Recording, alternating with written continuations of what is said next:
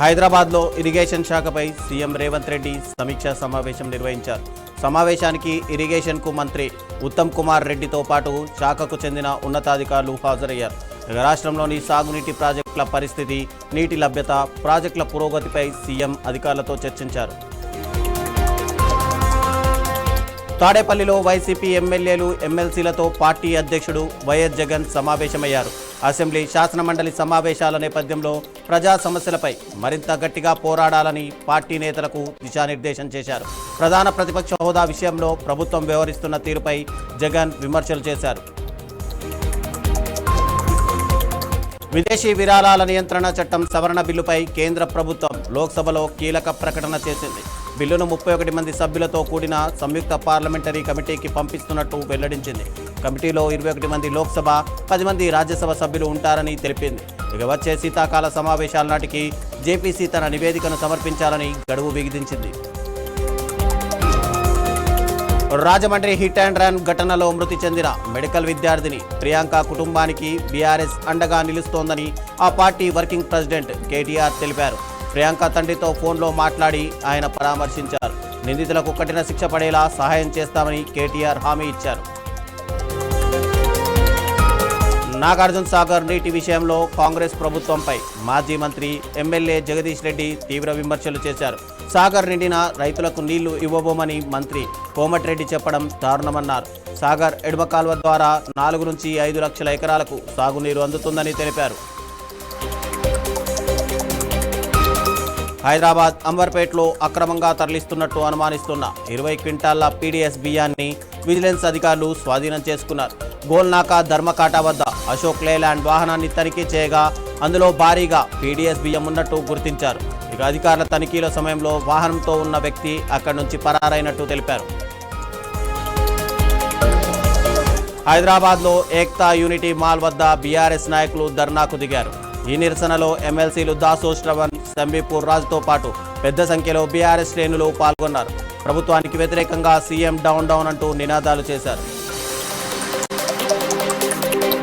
దుండిగల్ సర్కిల్లో అక్రమ నిర్మాణాలపై ఆరోపణలు తీవ్ర కలకలం రేపుతున్నాయి. అనుమతులు లేకుండానే భారీగా షెడ్లు, కమర్షియల్ కట్టడాలు వెలుస్తున్నా అధికారులు పట్టించుకోవడం లేదన్న విమర్శలు వినిపిస్తున్నాయి. అక్రమ నిర్మాణదారుల నుంచి కొందరు అధికారులు వసూలకు పాల్పడుతున్నారంటూ ఆరోపణలు వెల్లువెత్తుతున్నాయి. భద్రాద్రి కొత్తగూడెం జిల్లా అశ్వాపురం మండలంలో మిషన్ భగీరథ కార్మికులు నిరవధిక సమ్మెకు దిగారు. రథంగుట్ట మిషన్ భగీరథ 40 MLD కార్మికులు 3 నెలలుగా పెండింగ్లో ఉన్న వేతనాలు, 6 నెలల ఏరియల్స్ చెల్లించాలంటూ ఆందోళన చేపట్టారు. ఆంధ్రప్రదేశ్లో HIV, సిఫిలిస్ పై అవగాహన కల్పించేందుకు ప్రత్యేక ప్రచార కార్యక్రమం ప్రారంభమైంది. రాష్ట్ర ఎయిడ్స్ నియంత్రణ సంస్థ, వైద్య ఆరోగ్య కుటుంబ సంక్షేమ శాఖ ఆధ్వర్యంలో ఇంటెన్సిఫైడ్ IEC క్యాంపెయిన్ 2026కు శ్రీకారం చుట్టారు. నంద్యాలలో రౌడీ షీటర్ ఇమ్రాన్ రెచ్చిపోయాడు. ఆత్మకూర్ బస్టాండ్ ప్రాంతంలోని ఓ బార్లో దళిత పీటకు చెందిన రాజు, దేవ, మల్లిపై బీర్ బాటిల్తో విచక్షణారహితంగా దాడి చేశాడు. అనంతరం బీర్ బాటిల్తో దాడి చేయడంతో ముగ్గురికి తీవ్ర గాయాలయ్యాయి. గాయపడిన వారిని నంద్యాల GGHకు తరలించారు.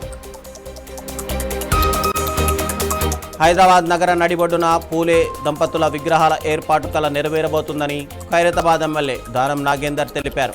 ఈ నెల 14న ఐమాక్స్ ఎదురుగా ఉన్న HMDA పార్కులో మహాత్మా జ్యోతిరావు పూలే, సావిత్రిబాయి పూలే కాంస్య విగ్రహాలను సీఎం రేవంత్ రెడ్డి ఆవిష్కరించనున్నట్టు వెల్లడించారు. నంద్యాల జిల్లా బనకానపల్లె నియోజకవర్గంలోని కోవెలకుంట్ల పట్టణంలో చోరీ కలకలం రేపింది.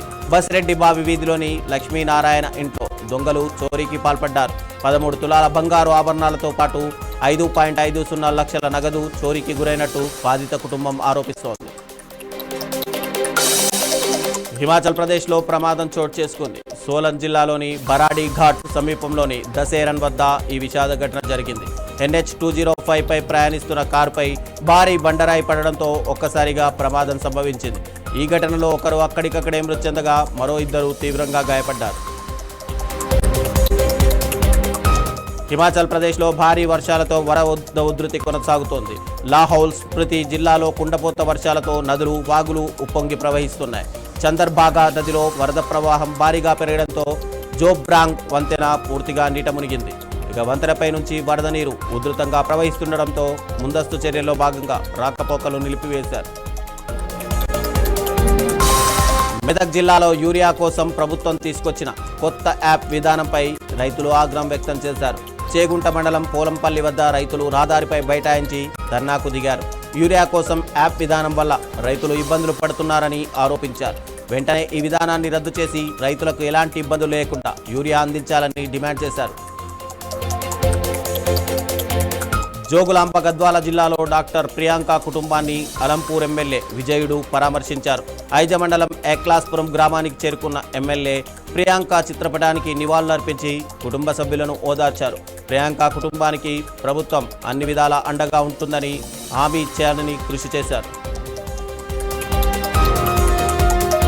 మహబూబ్ నగర్ జిల్లాల ప్రాజెక్టుకు వరద నీటి ప్రవాహం తగ్గుముఖం పట్టింది. ప్రస్తుతం ప్రాజెక్టులోకి 80,000 క్యూసెక్కుల ఇన్ఫ్లో వస్తుండగా 39,608 క్యూసెక్కుల నీటిని దిగువకు విడుదల చేస్తున్నారు. ఇక ప్రాజెక్ట్ గేట్లు ప్రస్తుతం మూసివేసి ఉన్నాయి. జూరాల పూర్తిస్థాయి నీటి మట్టం 318.516 మీటర్లు కాగా ప్రస్తుత నీటి మట్టం 317.51 మీటర్లుగా ఉంది. వరంగల్ ఎంజీఎం ఆసుపత్రిలో రోగుల అవస్థలు మరోసారి వెలుగులోకి వచ్చాయి. తీవ్ర అస్వస్థతతో ఆసుపత్రికి వచ్చిన ఓ రోగికి బెడ్ లేకపోవడంతో నేలపైనే పడుకోవాల్సిన పరిస్థితి ఏర్పడింది.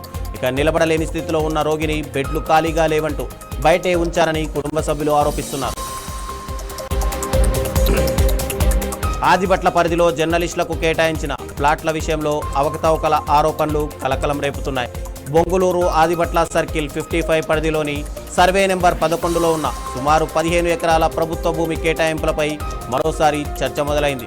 జర్నలిస్టులకు కేటాయించిన ప్లాట్లలో కొందరికి 3 నుంచి 5 వరకు ప్లాట్లు కేటాయించారంటూ గ్రామస్తులు ఆరోపిస్తున్నారు. నిర్మల్ జిల్లా ఖానాపూర్లో హర్ ఘర్ తిరంగా కార్యక్రమంలో భాగంగా ర్యాలీ నిర్వహించారు. ఐబీ చౌరస్తా నుంచి తెలంగాణ చౌరస్తా వరకు ప్రభుత్వ ప్రైవేట్ పాఠశాలలకు చెందిన విద్యార్థులు జాతీయ జెండాలు చేతబూని ర్యాలీలో పాల్గొన్నారు. భారత మాతాకు జై, వందే మాతరం నినాదాలతో ఖానాపూర్ పట్టణం మార్మోగిపోయింది. సిరిసిల్ల జిల్లాలో కంటి వెలుగు కార్యక్రమం నిర్వహించారు. వీర్నపల్లి మండలంలో కంటి వెలుగు పథకం కింద లబ్ధిదారులకు బీఆర్ఎస్ వర్కింగ్ ప్రెసిడెంట్ కేటీఆర్ ఉచిత కళ్లద్దాలు పంపిణీ చేశారు. ఈ సందర్భంగా కంటి సమస్యలతో బాధపడుతున్న వారికి ఉచితంగా కళ్లద్దాలు అందించడం ద్వారా వారి దైనందిక జీవితానికి ఉపయోగపడేలా చర్యలు తీసుకున్నామని తెలిపారు. ఎమ్మెల్సీ ప్రొఫెసర్ కోదండరాంకు నిరుద్యోగుల నుంచి నిరసన సెగ తగిలింది. ప్రభుత్వ ఉద్యోగాల వయోపరిమితి పెంపుపై ఆయనను నిరుద్యోగులు అడ్డుకొని నిలదీశారు. మీరు 60 ఏళ్లకు సుప్రీంకోర్టుకు వెళ్లి ఎమ్మెల్సీ కావచ్చు, మేము 30 ఏళ్లకు ఉద్యోగం చేయకూడడానికి పనికిరామా అంటూ ప్రశ్నించారు. జమ్మూ కాశ్మీర్లోని గురేజ్ లోయ ఎల్ఓసి వద్ద మెగా తిరంగా ర్యాలీ నిర్వహించారు. జోగ్తార్ సరిహద్దు ప్రాంతంలో పాఠశాల విద్యార్థులు, స్థానికులు జాతీయ జెండాలు చేతబూని భారీగా పాల్గొన్నారు. భారత సైన్యం, జమ్మూ కాశ్మీర్ పోలీసుల భాగస్వామ్యంతో నిర్వహించిన ఈ ర్యాలీలో మువ్వెన్నెల జెండాతో దేశభక్తిని చాటారు. జమ్మూలో కొండ ప్రాంతాలను భారీ వర్షాలు ముంచెత్తుతున్నాయి. కుండపోత వర్షాలతో వాగులు, వంకలు ఉప్పొంగి ప్రవహిస్తున్నాయి. కిష్త్వాడ్ జిల్లాలో వాగులు పొంగి పొరడంతో జనజీవనం అస్తవ్యస్తంగా మారింది. భారీ వర్షాలకు రహదారులు కొట్టుకుపోవడంతో మచేల్, కిష్త్వాడ్ ప్రాంతంలో రాకపోకలు పూర్తిగా నిలిచిపోయాయి.